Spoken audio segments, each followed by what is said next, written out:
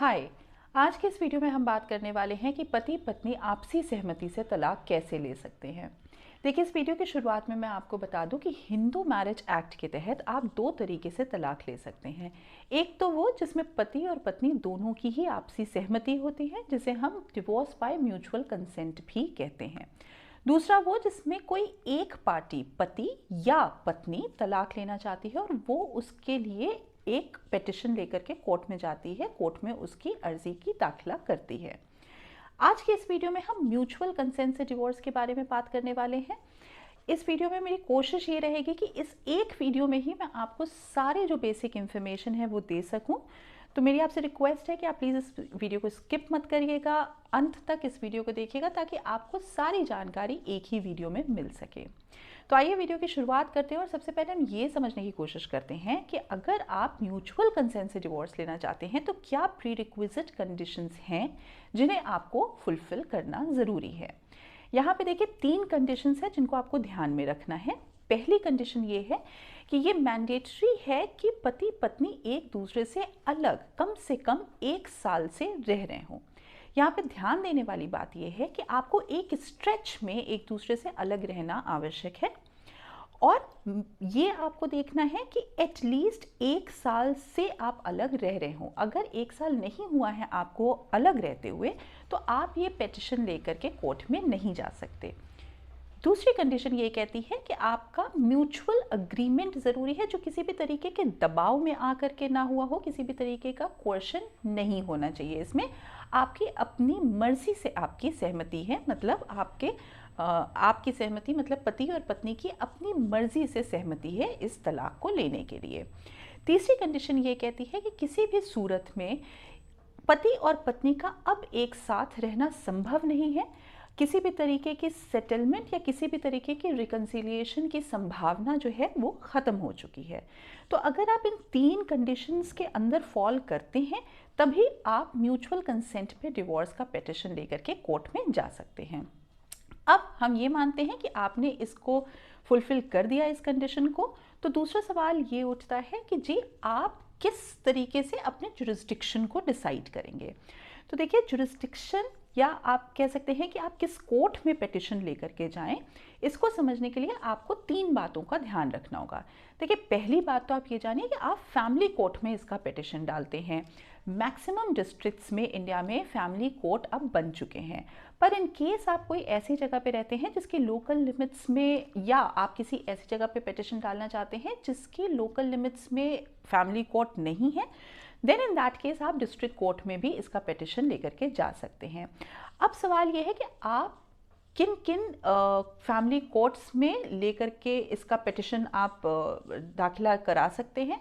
तो इसके लिए 3 ऑप्शंस हैं, कोई एक ऑप्शन आप चूज़ कर सकते हैं।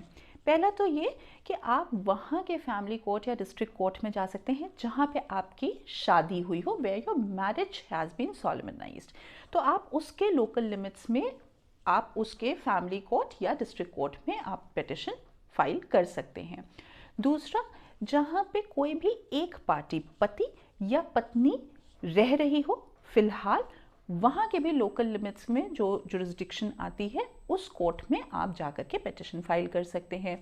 तीसरा, अगर आप इन दोनों जगह पे भी नहीं करना चाहते तो आप तीसरा वहाँ पे फाइल कर सकते हैं पिटिशन अपने म्यूचुअल डिवोर्स की, जहाँ पे दोनों ही पार्टी लास्ट रिसाइड किए हों, मतलब कि लास्ट जहाँ पे वो रहे हों आखिरी बार पे, उस कोर्ट में भी, उस फैमिली कोर्ट में भी आप अपने म्यूचुअल डिवोर्स की पिटिशन को डाल सकते हैं। तो ये बात हो गई क्या कंडीशंस हैं, और हमने देख लिया कि जी आप किस कोर्ट में जाकर के फाइल कर सकते हैं पिटिशन को। अब तीसरी बात ये है जो बहुत इंपॉर्टेंट है कि प्रोसीजर क्या होता है। देखिए, इसका प्रोसीजर बहुत सिंपल है। हिंदू मैरिज एक्ट के 13B में आप इसको फाइल करते हैं। आपने इसे फाइल कर दिया, इसके बाद आपको नेक्स्ट डेट मिलती है। जो डेट मिलती है इसमें दोनों पार्टी को अपीयर होना होता है, हस्बैंड और वाइफ को, कोर्ट के सामने, और कोर्ट इनकी पहली स्टेटमेंट को रिकॉर्ड करती है जिसमें ये चीज़ बताते हैं कि जी हमारा साथ में रहना संभव नहीं है और हम ये म्यूचुअली आपसी सहमति से बिना किसी फोर्स कोएर्शन के हम ये तलाक लेना चाहते हैं। तो ये स्टेटमेंट कोर्ट आपकी रिकॉर्ड कर लेती है। ये बात हो गई फर्स्ट डेट की, जिसको हम फर्स्ट मोशन ऑफ स्टेटमेंट भी कहते हैं। अब इस डेट के बाद आपको एक अगली तारीख दी जाती है जिसका ड्यूरेशन जो है वो एटलीस्ट 6 मंथ्स का होता है।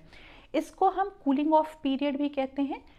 ये इसलिए है क्योंकि देखिए कोर्ट भी ये नहीं चाहती कि किसी का तलाक हो, और कोर्ट ये मानती है कि अगर आप एक बार इसके बारे में फिर सोचें तो शायद आप इससे एक स्टेप बैक ले सकते हैं। तो वो एक कूल ऑफ करने के लिए ये 6 महीने का आपको पीरियड देती है। अब इसके बाद जो आपको 6 महीने के बाद डेट मिलती है उसमें आपको फिर से बुलाया जाता है, दोनों पार्टी का फिर से स्टेटमेंट रिकॉर्ड होता है। अगर आप अभी भी इस बात को क्लियरली कोर्ट के सामने रख देते हैं कि जी हम अभी भी साथ में नहीं रहना चाहते हैं और हमें ये तलाक दिया जाए, हमारी अभी भी यही मर्ज़ी है, तो इसके बाद आपकी तलाक ग्रांट हो जाती है, आपका डिवोर्स ग्रांट हो जाता है और आपकी डिक्री शीट आपको मिल जाती है।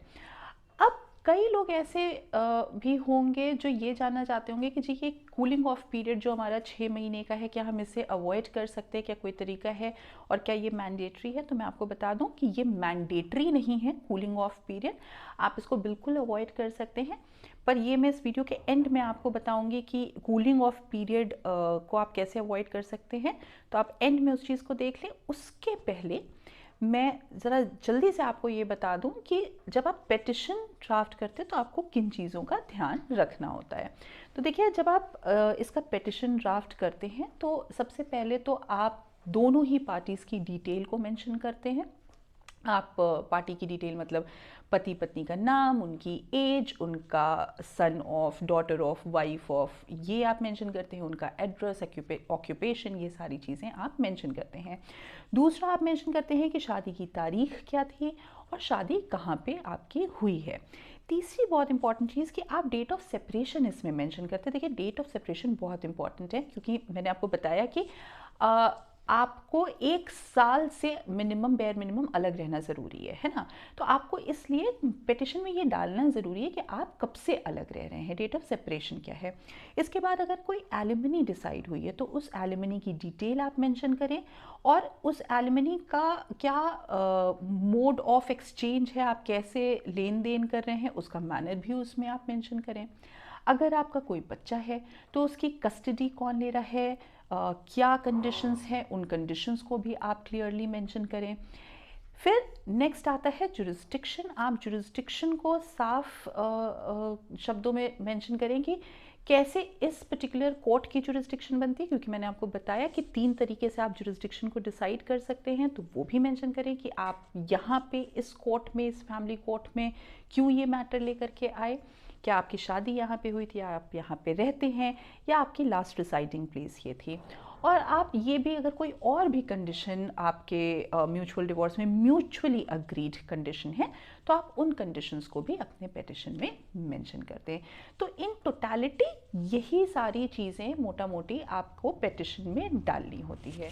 तो इस तरीके से हमने एक पूरी टोटल व्यू ले लिया कि प्री रिक्विजिट कंडीशन क्या है, आप कहाँ पे पिटिशन को फाइल करेंगे, आपका प्रोसेस क्या है और आप पिटिशन को ड्राफ्ट किस तरीके से करेंगे। लास्ट में मैं आपको बता दूं कि कूलिंग ऑफ पीरियड के बारे में। देखिए ये तो हमें पता चल गया कि कूलिंग ऑफ पीरियड जो है, अच्छा कूलिंग ऑफ पीरियड एक बार फिर से ध्यान रखिएगा कि कूलिंग ऑफ पीरियड आपकी फर्स्ट डेट के बाद जो 6 महीने का टाइम मिलता है उसे कहते हैं। तो अगर आप इसे अवॉइड करना चाहते हैं तो क्या करें। देखिए पहली चीज़ तो ये मैंडेटरी नहीं है। दूसरा, इसको अवॉइड करने के लिए कुछ कंडीशंस कोर्ट ने क्लियरली मेंशन करी हैं। पहली चीज़ तो ये कि आप सेपरेटली 18 महीने के लिए रह रहे हों, हस्बैंड और वाइफ। दूसरा, आपको कोर्ट को ये दिखाना होगा कि जी देखिए अगर आप कूलिंग ऑफ पीरियड देते भी हैं तो ये एक तरीके से this is going to prolong your agony, ये आपकी समस्याओं को बढ़ाएगा ही, इसमें कुछ भी बदलाव नहीं होने वाला है। तीसरी बात यह है कि आप कोर्ट को ये शो करें कि किसी भी तरीके का रिकन्सिलिएशन, किसी भी तरीके की आपसी सहमति या सेटलमेंट अब फर्दर पॉसिबल नहीं है। आप म्यूचुअली अग्री करते हैं एक दूसरे से डिवोर्स लेने के लिए। और चौथी चीज़ कि कोई भी अगर डिफरेंसेस है हस्बैंड और वाइफ के बीच में तो आप कोर्ट को ये दिखाएं कि जी हमारे डिफरेंसेस जो हैं वो सेटल्ड हैं, अब सिर्फ हमें डिवोर्स लेना है। तो कोर्ट आपका कूलिंग ऑफ पीरियड जो है वो ख़त्म कर देती है।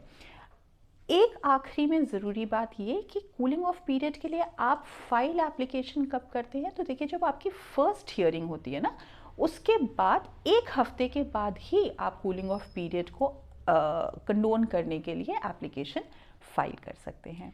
तो देखिए ये एक मोटी मोटी बात हो गई कि आप म्यूचुअल कंसेंट से डिवोर्स कैसे ले सकते हैं।